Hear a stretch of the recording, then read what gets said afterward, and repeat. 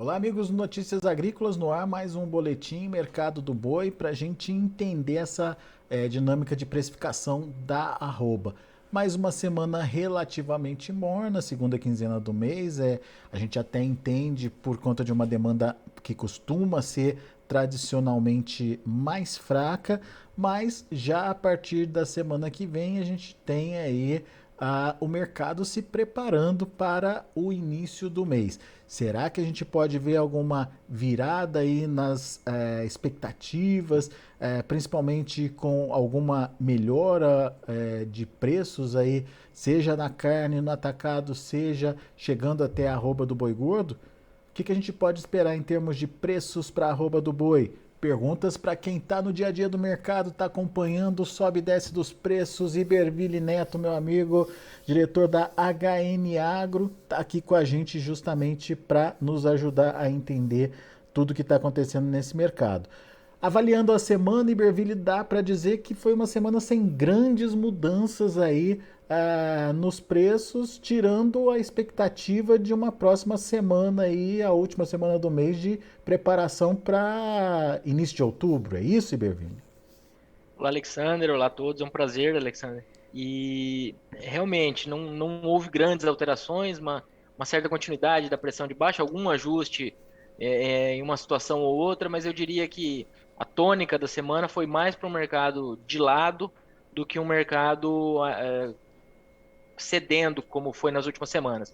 A gente não dá para falar que é o início de uma inversão de cenário, mas já foi um mercado mais lateralizado. No atacado, com alguma desvalorização também, mas eu diria que o mercado está com cara já de trabalhar mais de lado. Muito bem. Vamos aos números. Vocês trabalham aí na HN com que preço para a arroba do boi hoje, Iberville?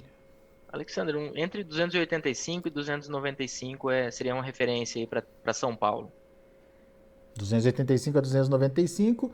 Isso seria a média aí entre o boi comum e o boi gordo, é isso? O boi comum e o Isso, boi já, China, já, desculpe. já considerando esses valores maiores aí para os animais mais jovens. Boa. Que E acabam sendo também os mais frequentes nessa época do ano, né? A gente tá em época de confinamento, quase todo boi é China, né? muito bom. E as escalas de abate estão evoluindo, pararam de evoluir? O que você tem visto? Seguimos com aquela discrepância, né? Entre em 4 a 20 dias aí, com uma referência de média em torno de uma semana. Isso considerando São Paulo aqui, até dando uma olhadinha no informativo da Radar. Muito bom. Então, esses são os números. Agora a gente precisa entender o que tem aí de expectativa. Dá para dizer que tem uma expectativa de melhora de preços para a arroba do boi? Tem expectativa de melhora de demanda por carne para acontecer já nos próximos dias? Como é que vocês estão vendo aí na HN essa questão, Iberville? Alexander, essa próxima semana é aquela semana na qual os frigoríficos que estão com programações mais curtas vão precisar ir atrás de gado para demanda de início de mês, né? Então, são justamente os frigoríficos menores, que têm menos animais a termo, que sentem mais a melhoria do início de mês, porque eles não têm aquela garantia ou aquele lado muito positivo que tem sido, que são as exportações. Então, os frigoríficos de mercado doméstico, eles sentem mais essas oscilações de demanda de início e final de mês. E são justamente eles que estão com escalas mais curtas. Então, eu diria que na próxima semana é possível que esses frigoríficos menores, em alguns casos, comecem a ofertar valores um pouco maiores. Por outro lado, as indústrias de maior porte seguem, em muitos casos, com programações confortáveis devido ao gado aí oriundo de termo. Mas você estava me contando que a competitividade da carne bovina acabou melhorando, principalmente quando a gente compara o dianteiro, é isso? Isso, nós fizemos uma comparação aqui, a gente estava até falando antes de entrar, né? No começo do ano, se a gente comparar, por exemplo, o dianteiro com o frango resfriado. No começo do ano, em janeiro, com 1 quilo de dianteiro bovino no atacado, era possível comprar 3 quilos de frango. E agora, em setembro, na média parcial, é possível comprar 2,3 quilos de frango.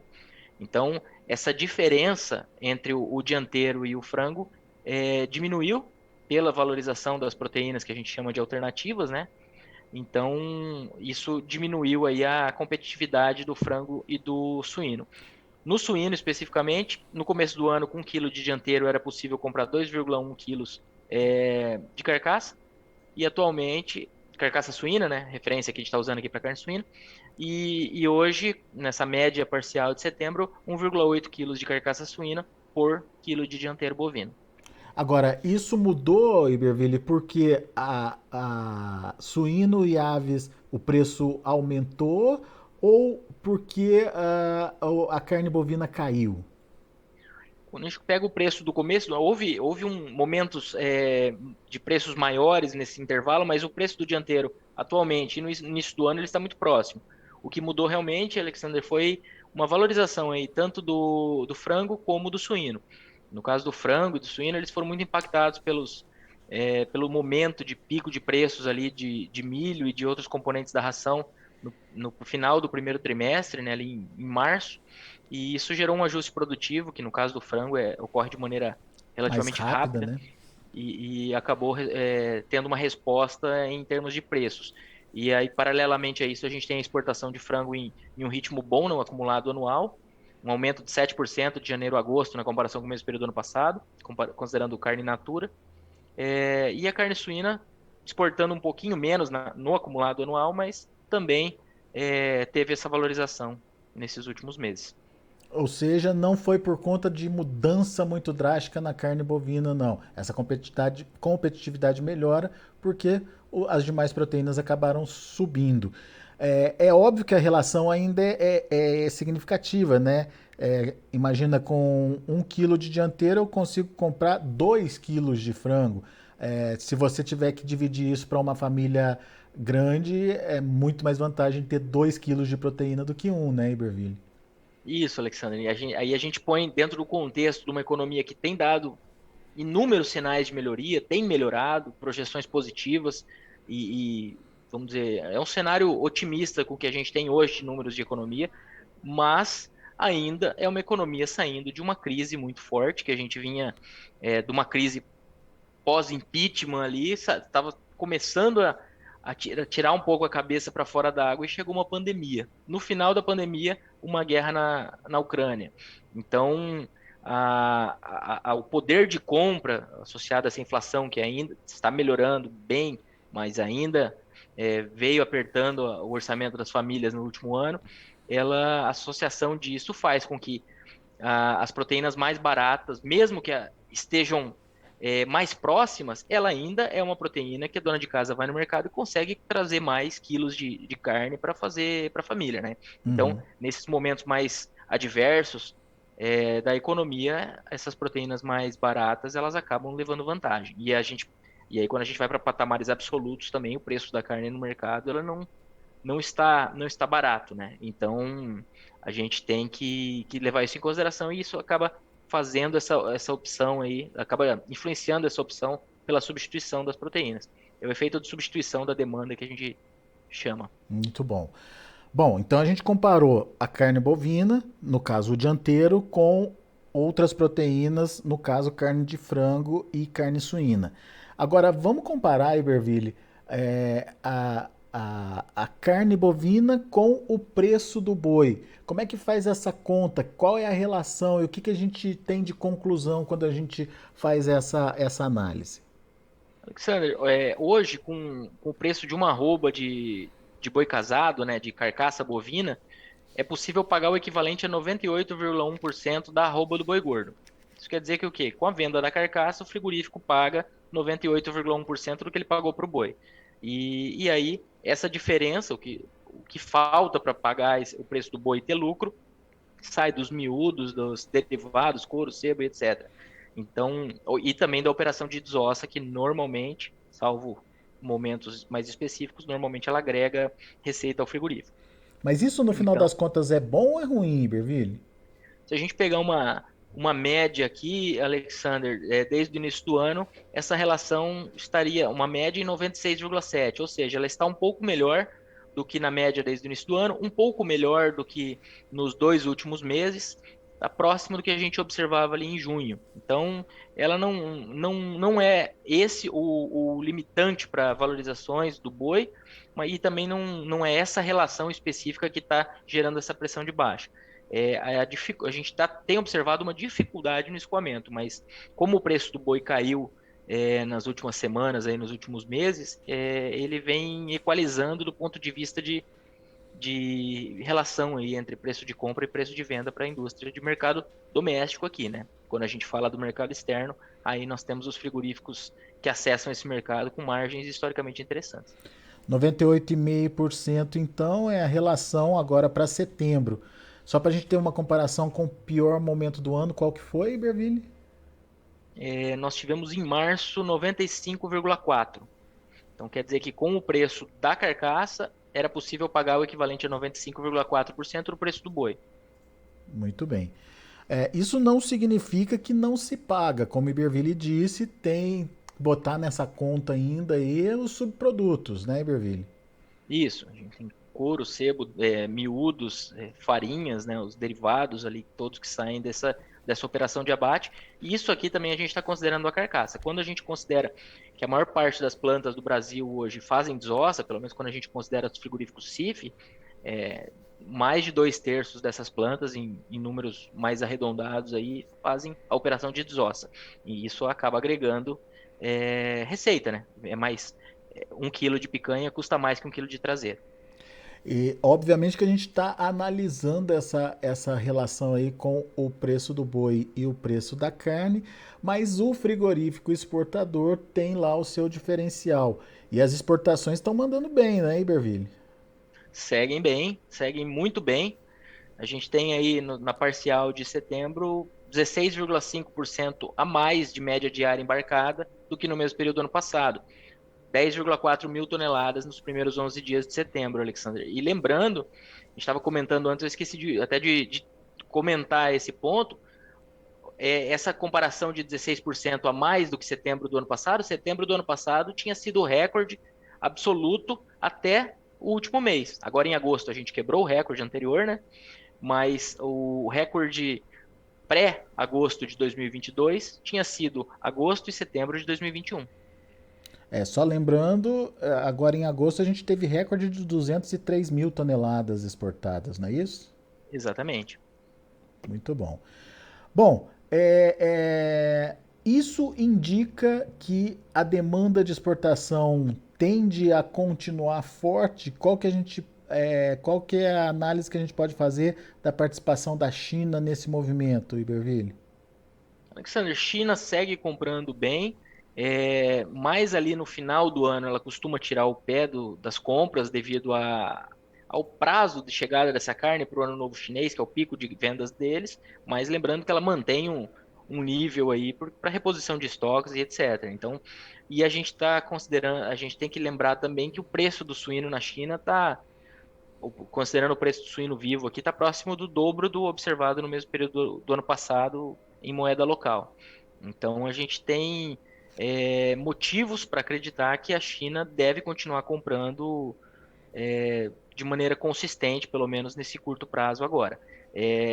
Quando a gente pensa mais em médio prazo, tem aquela questão de lockdowns recentes afetando a atividade econômica da China, tem recuperação da produção de carne suína, tudo isso pode acalmar um pouco esse mercado em médio prazo, aí pensando no ano que vem, mas acalmar. A gente ainda segue acreditando que é um grande mercado que vai continuar comprando muita carne. E os outros fornecedores de China, quando a gente compara aí de onde essa carne pode ir, mesmo que eles comprem no todo menos, eles compram carne do Brasil, da Austrália, dos Estados Unidos, da Argentina, e a gente tem na Austrália preços elevados nos últimos anos, agora se acomodando um pouco, mas preços do boi elevados. Estados Unidos entrando numa fase de menor oferta de gado nos próximos anos, e dólar valorizado, ou seja, encarecendo a carne deles para fora. E a Argentina, infelizmente, nossos vizinhos aqui dispensam muito detalhamento, né? Que eles têm uma questão governamental ali que faz de tudo para atrapalhar o agronegócio. Diante dessa expectativa, então, mesmo que num volume geral, total de compra da China ela diminua, o Brasil segue como grande fornecedor aí para ela, certo, Iberville? Isso, eu diria que a gente tem espaço para aumentar o share nas compras chinesas nos próximos anos, o que pode amenizar aí uma eventual queda de importação total do país. Muito bom. Demanda interna, a gente depende aí, obviamente, da recuperação econômica, de como vai acontecer aí a distribuição do dinheiro nos próximos meses, mas também a expectativa é boa, né? A reta final do ano, dá para a gente falar que ela sempre é de movimentação melhor no varejo. Você já O mostrou pra varejo, gente na nossa isso. última conversa, né, que numa linha de 20 anos aí, todos os anos a gente teve melhora de preços no último trimestre. Isso, melhora de movimentação essa conta específica, o que acaba sendo muito relacionado a preço também, Alexandre. Aham. Mas né, essa de todo ano, cravado assim, foi para, no caso de movimentação. Isso incluindo varejo de alimentos e etc., Ah, que aumentaram verdade. em torno de 12%. É Mas, verdade. quando a gente pega uma série de preços da carne bovina, isso que você falou é muito próximo. Eu só não estou com o número aqui para cravar, mas se não for todo ano, é praticamente todo ano o último trimestre é de preços maiores também. Inclusive, no atacado, normalmente o pico de preços ocorre em novembro e no varejo é em dezembro, Dezembro. porque o novembro é o varejo comprando e o boi mais normalmente mais em alta também, e em dezembro aí é o forte da venda mesmo, né? Agora, você acha que a gente já começa a sentir como vai ser essa demanda interna já a partir da semana que vem? Tem que esperar o começo do mês chegar? Como é que os frigoríficos devem trabalhar aí, na sua opinião? Alexandre, eu acho que talvez frigoríficos menores na próxima semana comecem a precisar ficar um pouquinho mais ativos nas compras aí, Uhum. porque a gente trabalhou essa semana um mercado bem, bem brigado. Por um lado tinha pressão de baixa, por outro lado os pecuaristas também diminuindo o ritmo dentro do possível das vendas. Eu acredito que na próxima semana frigoríficos menores talvez precisem ficar mais espertos nas compras. Os frigoríficos maiores eles estão com um termo relativamente programado e aí a gente tem que ir vendo esse paralelo, porque também se o frigorífico menor estiver pagando consistentemente mais, esse frigorífico maior não vai conseguir continuar nessas programações, ou pelo menos vai ter mais dificuldade, né, alongando, né? Então a gente tem que acompanhar, mas eu diria que na próxima semana pode ser o início de um mercado um pouco mais positivo para arroba, e falando isso com muita cautela, porque esse ano a gente veio acreditando que as viradas de mês vinham trazer essa entre-safra, que normalmente ocorre, mas tem sido um ano atípico aí, mesmo considerando que é um ano de baixa. Quando a gente pega a média dos últimos 11 anos, por exemplo, o que acontece com a curva de preços em anos de descarte? O que o mercado futuro tem apontado para os 3 últimos meses, eles estão abaixo dos piores anos da história não, desse horizonte, desse histórico analisado. Então, é um ano, quando a gente fala que é um ano atípico, não é exagero, ele é um ano fraco de precificação mesmo para um ano de baixa. Muito bom. Iberville Neto, meu caro, muito obrigado pela sua participação mais uma vez conosco aqui no Notícias Agrícolas. A gente vai continuar acompanhando esse mercado dia a dia, a formação de preços e principalmente se essa demanda de início de mês ela vem ou não vem, como você bem lembrou aí, a gente está esperando ela acontecer já há algum tempo, né, Iberville? Mas pela história tem toda uma possibilidade de vir de acontecer aí. E vamos acompanhar para ver até que ponto isso pode mexer com os preços da arroba do boi. Grande abraço para você, volte sempre.